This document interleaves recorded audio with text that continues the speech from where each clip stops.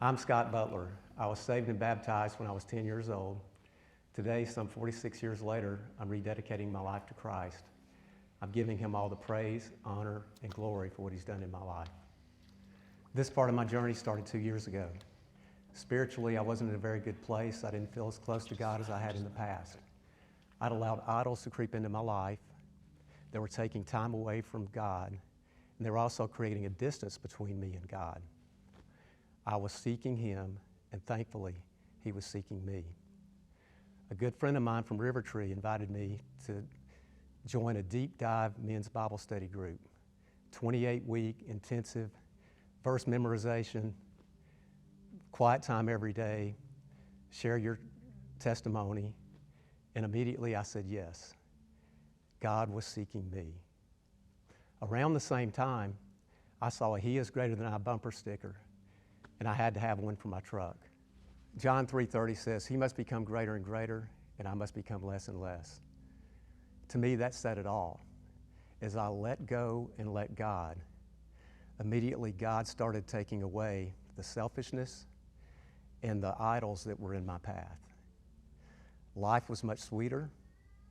My quiet times were more deep and more intentional. My time with my family was better. My marriage was better. My interactions with my children were more joyful. I felt closer to God than I'd ever felt before. Little did I know that he was preparing me for a trial in my life. On October 31st, 2017, last Halloween, my wife and I were at Crestwood Hospital, and I was having a routine stomach examination, and the doctor came in and he said, "Scott, I've got some bad news." He said, "You have stage 3 stomach cancer. It's eaten through your stomach and eaten into your adjacent lymph nodes." He said, "Don't Google it." And of course, as soon as he walked out of the room, I'm on my phone Googling Leonidas plastica. And it was not good, it was bad.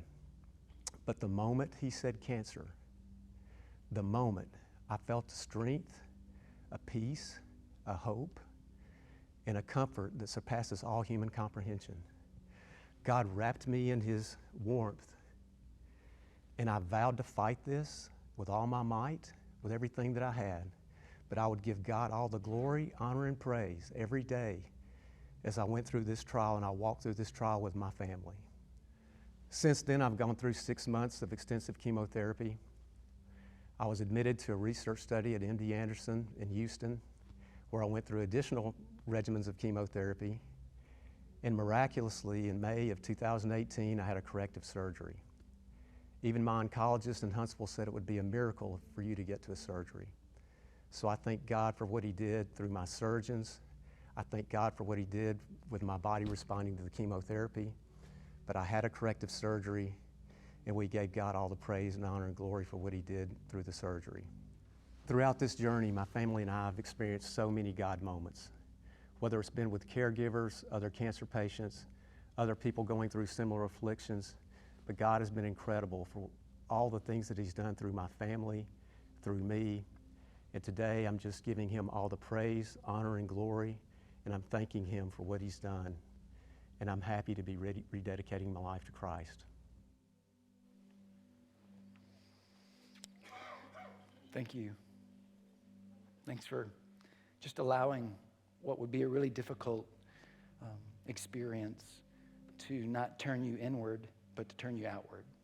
And to allow it really to pull yourself out of yourself and begin to be a champion for Jesus and his name and his power and his love.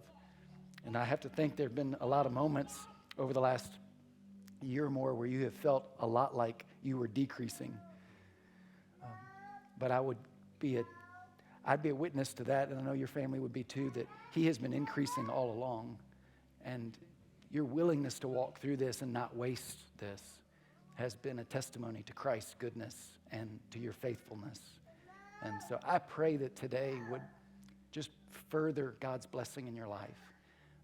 Cancer or no cancer, you know what I'm rooting for. I want you healed, but I know that you've become open-handed with whatever outcome brings Jesus the most glory. And I know that today, you being baptized and sharing your story is a really glorious thing.